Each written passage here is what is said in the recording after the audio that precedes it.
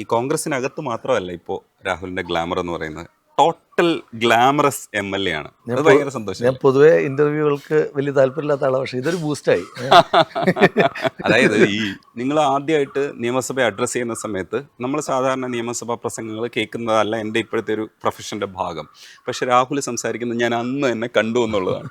എന്താണ് നിങ്ങൾ അവിടെ സംസാരിക്കുന്നത്? വ്യക്തിപരമായ മെച്ചമൊന്നുമില്ല. അത് ഇപ്പോൾ ഞാനൊരു 2026 ജനറൽ ഇലക്ഷനിൽ മത്സരിച്ച് MLA ആകുന്ന ആളാണെങ്കിൽ ആ ഒരു പിന്നെ അറ്റൻഷൻ കിട്ടണം എന്നില്ല. അതും കേരളം ചർച്ച ചെയ്ത പല കാരണങ്ങൾ കൊണ്ട് ചർച്ച ചെയ്തൊരു ബൈ ഇലക്ഷനിൽ ജയിച്ച MLA എന്നുള്ള ശ്രദ്ധയാണ് ആ കിട്ടുന്നത്. അതിപ്പം ഞാനല്ല, വേറൊരാൾ മത്സരിച്ച് ജയിച്ച് വേറൊരു കോൺഗ്രസ് MLA വന്നു കഴിഞ്ഞാലും അത് തന്നെ കിട്ടും. അത് വ്യക്തിപരമല്ല, അത് ഒക്കേഷനും ആ സിറ്റുവേഷനും ഓറിയന്റഡ് ആയിട്ട് മാത്രം ഉണ്ടാകുന്ന അറ്റൻഷൻ. ഇങ്ങനെ വർത്താനം പറയാനുള്ള രാഹുലിന്റെ മിടുക്ക് കൂടെ നമുക്ക് പറയേണ്ടതുണ്ട്. ഒരു വിഷയത്തെ എങ്ങനെയാണ് എത്തിക്കേണ്ടതെന്ന് പറയുമ്പോഴും അഗ്രസീവ്നെസ് കാണിക്കുന്നിടത്തും രാഹുലിൻ്റെ ഒരു ഈ സംസാരിക്കാനുള്ളൊരു ശേഷിയുണ്ടല്ലോ. എന്ന് വെച്ചാൽ കണക്ഷൻസ് ലോജിക്കലി അത് കറക്റ്റാണെന്ന് നമുക്ക് തോന്നുന്ന രീതിയിൽ സംസാരിക്കാൻ കഴിയുന്ന, പ്രത്യേകിച്ച് ചാനൽ ചർച്ചകളിൽ. ഇതൊന്നും വ്യക്തിപരമല്ല. ആ ലോജിക്കൽ ആർഗ്യുമെന്റ്സ് നമുക്ക് പ്ലേസ് ചെയ്യാൻ പറ്റുന്നത് നമ്മൾ പറയുന്ന ഇഷ്യൂസിന്റെ ആർഗ്യുമെന്റിന്റെ അടിസ്ഥാനത്തിലാണ്. ഇപ്പം നമുക്ക് സ്വാഭാവികമായിട്ടും നമ്മൾ പ്രതിപക്ഷത്ത് നിൽക്കുന്നു, നമുക്ക് കുറച്ച് ഇഷ്യൂസിൽ, നമ്മൾ പറയുന്ന ഇഷ്യൂസിലെല്ലാം നമുക്ക് വലിയ എഡ്ജുള്ള ഒരു സമയമാണ്. ആ എഡ്ജുള്ള സമയത്തിൻ്റെതായ എഡ്ജാണ് അത്. എനിക്ക് മാത്രമല്ല, അത് എന്നെ പോലെ പ്രതിപക്ഷത്ത് നിന്ന് സംസാരിക്കുന്ന എല്ലാവർക്കും കിട്ടുന്ന ഇഷ്യൂസിന്റെ എഡ്ജാണ്. ഇനി നമ്മൾ പരിപൂർണമായിട്ട് ഡിഫൻസിൽ പോകുന്ന ഒരു ഇഷ്യൂ ആണെങ്കിൽ നമുക്ക് എന്താ ചെയ്യാൻ പറ്റും? നമുക്കൊന്നും ചെയ്യാൻ കഴിയില്ല. ഇടതടവില്ലാതെ ആൾക്കാരെ ഇങ്ങനെ പിടിച്ചിരുത്താനുള്ളൊരു മിടുക്കില്ലേ, ഇത് ശരിക്കും വായനയുടെ ബേസിൽ വന്നതാണോ? നിങ്ങളത് വിടാൻ ഉദ്ദേശിക്കുന്നില്ല? ഒരിക്കലും. പ്രസംഗിക്കുമ്പോൾ സാധാരണ എല്ലാവരുടെയും മോഡുലേഷൻ മാറാറുണ്ട്, ബാസ് മാറ്റാറുണ്ട്, ശബ്ദത്തിൽ ഒരുപാട് വ്യത്യാസങ്ങൾ വരുത്താറുണ്ട്, പ്രയോഗത്തിൽ വ്യത്യാസങ്ങൾ വരുത്താറുണ്ട്. പക്ഷെ ഞാൻ പ്രസംഗിക്കുമ്പോഴും വർത്താനം പറയുകയാണ്, ചാനൽ ചർച്ചകളിലും വർത്താനം പറയുകയാണ്.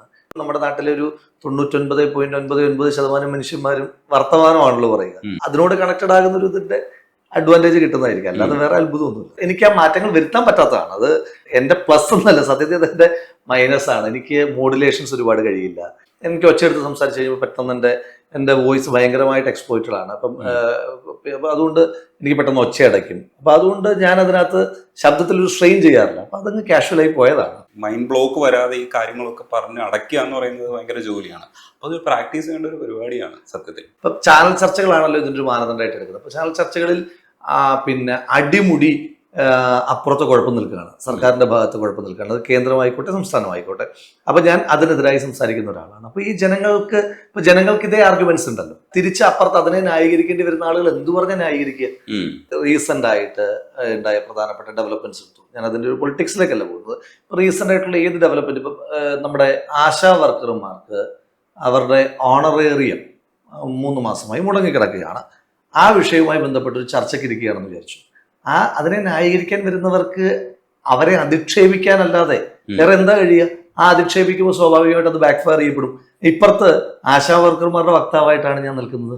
എനിക്ക് അഡ്വാൻറ്റേജസ് ആയിട്ടുള്ള പോയിന്റുകൾ മാത്രമേ ഉള്ളൂ. എന്നെ ബാക്ക് ഫയർ ചെയ്യുന്ന ഒറ്റ പോയിന്റ് പോലും ആ വിഷയത്തിനകത്തില്ല. അതൊക്കെ സബ്ജക്ട് ഓറിയന്റഡ് ആണ്. അത് ചിലപ്പം നാളെ മാറിയേക്കാം. ചെറുപ്പത്തിൽ തന്നെ ജയിലിൽ കിടക്കാനുള്ള അവസരം ഉണ്ടാവുന്നു. അപ്പം ജയിലിൽ കിടക്കാനുള്ള അവസരം എന്നാണ് ഞാൻ പ്രയോഗിക്കുന്നത്. അപ്പോൾ ഒരു 5 പ്രാവശ്യം ജയിലിൽ കിടക്കുമ്പോൾ ശരിക്കും ഗ്ലാമർ കൂടുകയാണ് ചെയ്യുന്നത്. അത് നോക്കുക, ഒരു പൊതുപ്രവർത്തകനെ സംബന്ധിച്ച് ആ ജയിൽവാസം എന്ന് പറയുന്നത് സംഭവിക്കുന്നത് ഒരു ഗ്ലാമറസ് ആയിട്ടുള്ള ഒരു സ്പേസിലേക്കാണ് പോകുന്നത്. കാരണം ഒരു സമരത്തിന്റെ ഭാഗമായിട്ട് നമ്മൾ അനുഭവിക്കുന്ന ഒരു തീവ്രതയുടെ ആഴം പറയുന്നത് നമ്മൾ 5 പ്രാവശ്യം ജയിലിൽ കിടന്നത്. ഇതൊരു മെച്ചമാണ്. ഇതിനകത്തൊരു രസം എന്താന്ന് വെച്ചാൽ അനുഭവം മാത്രമല്ല, അതിനകത്ത് ഒരു സമരമാണ്, നമ്മൾ നിരന്തരമായി സമരം നയിക്കുന്ന ഒരാളാണെന്നുള്ളൊരു ഫിഗർ വന്നിട്ടുണ്ട്. ഇത് പലപ്പോഴും നമ്മൾ പ്രയോഗിക്കുമ്പോൾ നമുക്ക് അനുകൂലമായി തന്നെ നമ്മൾ പ്രയോഗിക്കാൻ ചില സ്ഥലങ്ങളിൽ ശ്രമിക്കുകയും ചെയ്യും. അതൊരു വിജയമല്ലേ ആ ജയിൽ കിടക്കൽ? ഒരു പൊതുപ്രവർത്തകരെ സംബന്ധിച്ചിടത്തോളം സ്വാതന്ത്ര്യത്തിന് മുൻപുള്ള ഇന്ത്യയുടെ കാലം തൊട്ട് ജയിലിൽ കിടക്കുക എന്ന് പറഞ്ഞൊരു പൊതുപ്രവർത്തകന്റെ ഒരു പ്രധാനപ്പെട്ട എക്സ്പീരിയൻസ്. അത് നമുക്ക് ഒരു വലിയ അനുഭവമാണ്. ജയിലെന്ന് പറയുന്നത്, പിന്നെ നമ്മളിപ്പം ഇന്ത്യക്ക് സ്വാതന്ത്ര്യം കിട്ടിയെന്ന് പറയുമല്ലോ. അപ്പോൾ ഇന്ത്യക്ക് സ്വാതന്ത്ര്യം കിട്ടി 2025 ആണ്ടിൽ നിൽക്കുമ്പോൾ നമ്മൾ വിചാരിക്കും എന്താ ഈ സ്വാതന്ത്ര്യം എന്താണെന്ന് വിചാരിക്കും. ഒരു തവണ ജയിലിൽ പോകുമ്പോൾ നമുക്ക് മനസ്സിലാകും എന്താണ് സ്വാതന്ത്ര്യം എന്ന്. കാരണം നിങ്ങൾക്കിനിയും എന്തെല്ലാം ഉണ്ടെന്ന് പറഞ്ഞാൽ, നിങ്ങളിപ്പം ഒരു പൊതുപ്രവർത്തന സമരത്തിന്റെ ഭാഗമായിട്ടാണ് ജയിലിലേക്ക് പോകുന്നത്. ഏതാനും ദിവസങ്ങൾക്കുള്ളിൽ നിങ്ങൾ പുറത്തേക്ക് പോകുമെന്നറിയാം. പക്ഷെ നിങ്ങൾ പെട്ടെന്ന് നിങ്ങളുടെ എല്ലാ സ്വാതന്ത്ര്യവും, നിങ്ങളുടെ മൂവ്മെന്റ്സ് എല്ലാം ഭയങ്കരമായി ലിമിറ്റ് ചെയ്യപ്പെടുകയല്ലേ. ഒരു 4 ചുമരിലല്ലേ നിങ്ങളുടെ മൂവ്മെന്റുകളെല്ലാം പറ്റുള്ളൂ. നമുക്ക് സമയം നോക്കാൻ കഴിയില്ല, സമയം മാറുന്നത് നമ്മൾ അറിയുന്നില്ല, നമുക്ക് ഒരു തരം എന്റർടൈൻമെന്റും ഇല്ല, നമുക്ക് പുറംലോകമായിട്ടൊരു ബന്ധവുമില്ല. അപ്പൊ അങ്ങനെ കഴിയേണ്ടി വരുന്നൊരു സാഹചര്യം. എന്നിട്ട് ഇപ്പൊ നമ്മളോടൊപ്പം കിടക്കുന്നവരെ നമ്മൾ ജീവിതത്തിൽ ഒരിക്കലും ഒന്ന് കമ്മ്യൂണിക്കേറ്റ് ചെയ്തിട്ടില്ലാത്ത ആളുകൾ, അതിൽ തന്നെ ഒരു 90% ഹാർഡ് കോർ ക്രിമിനൽസ് ആണല്ലോ. അതിൽ കൊലപാതകികൾ ഉണ്ടാകാം, ലഹരി കടത്തിയ ആളുകൾ ഉണ്ടാകാം, മറ്റു പല കേസുകളിലും പെട്ടിട്ടുള്ള ആളുകൾ ഉണ്ടായിരിക്കാം. അപ്പൊ ഇവരോടൊപ്പമാണ് നമ്മൾ കിടക്കേണ്ടി വരുന്നത്. നമ്മൾ ജീവിതത്തിൽ ഇപ്പം നമ്മൾ എപ്പോഴേലും കള്ളനെ കാണേണ്ടി വരുമെന്ന് വിചാരിക്കുന്നുണ്ട്. ഇല്ല. കള്ളനെ കാണേണ്ടി വരിക എന്ന് പറഞ്ഞാൽ നമ്മളെ ഭയങ്കരമായിട്ട് പേടിപ്പിക്കുന്ന, ഇപ്പൊ നമ്മുടെ വീട് അപഹരിക്കാൻ വരുന്ന ആളാണല്ലോ കള്ളൻ. നമ്മളെ പേടിപ്പിക്കുന്ന ഒരു മൊമെന്റ് ആണ്. നമ്മൾ കുറെ കള്ളന്മാരുടെ കൂടാണ് കിടക്കേണ്ടി വരുന്നത്. അപ്പൊ അതൊക്കെ എന്ന് പറഞ്ഞാൽ വേറൊരു തരം എക്സ്പീരിയൻസ് ആണ്. ഒരു പൊതുപ്രവർത്തന ജീവിതത്തിൽ നിർബന്ധമായിട്ടും ഒരു ജയിൽവാസം ഉണ്ടാകണം. അത് ഏത് കാലഘട്ടത്തിലും, ഇപ്പൊ പുതിയ കാലഘട്ടത്തിൽ പറയും ജയിലിൽ പോകുന്നൊന്നുമല്ല എന്ന് പറയാം. എന്നാലും പുതിയ കാലഘട്ടത്തിലായാലും നമ്മളൊരു സമരം, അതൊരു നമ്മുടെ സമരത്തിന്റെ ഇന്റൻസിറ്റിയാണ്. നമ്മളൊരു ഇഷ്യൂ ഏറ്റെടുത്തു. ഇപ്പം ഞാൻ ആദ്യമായി ജയിലിൽ പോകുന്ന കോളേജിൽ പഠിക്കുന്ന സമയത്താണ്. ഇഷ്യൂ ആണ്. 18 വയസ്സ്. അത് കോളേജിൽ പഠിക്കുമ്പോഴാണ് ജയിലിൽ പോകുന്നത്. അതൊരു സമരത്തിന്റെ ഇഷ്യൂ ആണ്. എന്നെ വീട് വളഞ്ഞ് അറസ്റ്റ് ചെയ്ത് കൊണ്ടുപോകുന്നത് അമ്മമാരുടെ പെൻഷന് വേണ്ടിയിട്ട് സമരം ചെയ്തു. ആ സമരത്തിന്റെ പേര് നമ്മൾ ജയിലിൽ പോകുക എന്ന് പറഞ്ഞാൽ നമുക്കൊരു അഭിമാനത്തോട് കൂടിയിട്ടല്ലേ നമ്മൾ ജയിലിൽ, ഒരു എക്സ്പീരിയൻസ്. ഈ ജയിലിനകത്ത് എന്നിട്ട് ഇപ്പൊ രാഹുൽ ആദ്യം ചെല്ലും പോലെയല്ല രണ്ടാമത് പോകുന്നത്. രണ്ടാമത് കുറച്ചുകൂടെ എക്സ്പ്ലോറേഷൻ മൈൻഡ് ഉണ്ടാവും. അപ്പൊ ഈ ബാക്കിയുള്ളവരുടെ അടുത്തൊക്കെ സംസാരിച്ചിട്ട് അവരുടെ ഒരു മാനസികാവസ്ഥയൊക്കെ അറിയാൻ ശ്രമിച്ചിട്ടുണ്ടോ? അല്ല, ഞാൻ നന്നായി ആളുകളോട്, ഇപ്പം ജയിലിൽ കിടക്കുമ്പോൾ ഞാൻ പറഞ്ഞല്ലോ, ജയിലിൽ കിടക്കുമ്പോൾ നമുക്ക് ആകെ ഒരു എന്റർടൈൻമെന്റ് എന്ന് പറയാവുന്ന പുസ്തകം വായിക്കുക എന്നുള്ളതാണ്.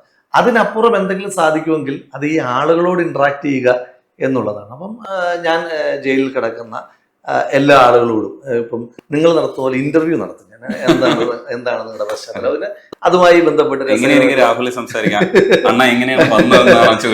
ഇപ്പൊ അവരോട് സ്വാഭാവികമായിട്ടും നമുക്ക് അതെങ്ങനെയാ അവരത് ചെയ്തതെന്ന് അറിയാനുള്ള ഒരു കൗതുകം ഉണ്ട്. അല്ല, അപ്പം എനിക്ക് എന്റെ കൗതുകം എന്ന് വെച്ചാൽ രാഹുൽ അവരെ എങ്ങനെ അഡ്രസ് ചെയ്യുമെന്ന് എനിക്ക് അറിഞ്ഞൂടാ.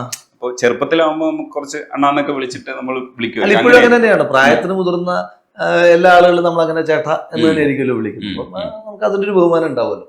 നമ്മുടെ പ്രായത്തിന് ഇളയ ആളുകളാണെങ്കിൽ അവരെ പേര് വിളിക്കും, പ്രായത്തിന് മൂത്ര ചേട്ടാന്ന് വിളിക്കും. അപ്പൊ എന്നിട്ട് നമ്മൾ ചോദിക്കും നിങ്ങൾ എങ്ങനെയാണ് ഇങ്ങനെയൊക്കെ ആയത് എന്നൊക്കെ ചോദിക്കും. അപ്പോൾ ഓരോരുത്തർക്കും ഒരുപാട് രസകരമായിട്ടുള്ള അവസ്ഥയുണ്ട്. പിന്നെ ഇവര് ഈ ഫസ്റ്റ് ഡേയിൽ നമ്മൾ പലപ്പോഴും അഡ്മിഷൻ സെല്ലിലായിരിക്കും ഈ സമരം ചെയ്ത് ചെല്ലുന്ന ആളുകൾ വരുന്നത്. അപ്പോൾ അഡ്മിഷൻ സെല്ലിൽ ചെല്ലുമ്പം ഇവർ നമ്മളോടൊപ്പം ഇപ്പം നമുക്ക് എല്ലാ ദിവസവും പുതിയ പുതിയ ആളുകൾ വന്നുകൊണ്ടിരിക്കും. അപ്പം ഈ വന്നുകൊണ്ടിരിക്കുന്ന ആളുകളോട് നമ്മൾ ചോദിക്കും എന്താ നിങ്ങൾ ചെയ്തത് എന്ന് ചോദിക്കും. അപ്പൊ അവര് പറയുന്നതും യഥാർത്ഥത്തിൽ അവർ ജയിലിൽ വന്നതായിട്ടുള്ള സംഭവമായിട്ട് ഒരു ബന്ധമില്ല. പിറ്റേ ദിവസം പത്രം കണ്ടപ്പോഴേക്കും മനസ്സിലാവും.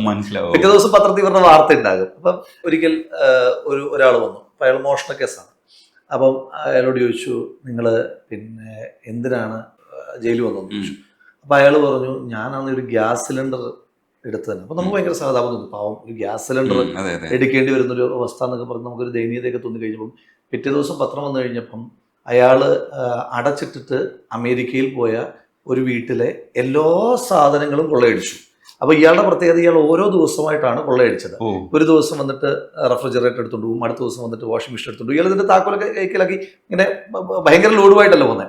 ഏറ്റവും അവസാനത്തെ ദിവസം ഇയാൾ ഗ്യാസ് സിലിണ്ടർ എടുക്കാൻ വന്നപ്പോൾ ഇയാളെ പിടിക്കപ്പെട്ടു.